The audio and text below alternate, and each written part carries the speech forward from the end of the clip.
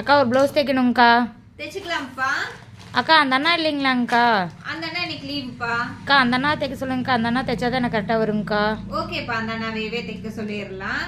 நீங்களும் கடை வச்சிருக்கீங்க, இந்த மாதிரி டெய்லர் போட்டிருக்கீங்க அப்படின்னா டெய்லரும் கஸ்டமர் பாத்துக்கிற மாதிரி இருந்ததுன்னா கஸ்டமர் வந்து கேட்பாங்க, அந்த டெய்லர் தான் எனக்கு தைக்கணும்னு எத்தனை தடவை வந்தாலும் கேட்பாங்க.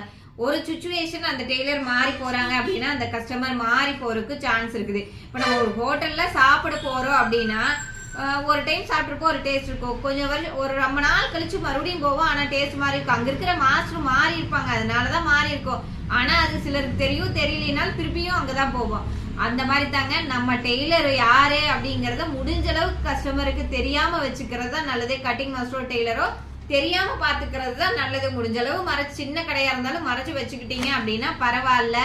இல்ல வேற நிறைய பிரச்சனைகளையும் அவங்களுக்குள்ள கம்யூனிகேஷன் இருந்தா நம்ம பேஸ் பண்ண வேண்டியது இருக்கும். அதனால முடிஞ்ச அளவு டெய்லரும் கஸ்டமரும் பாத்துக்காத மாதிரி சின்ன கடையா இருந்தாலும் நீங்க ரெடி பண்ணிக்கிறது தான் நல்லது. Thank you friends.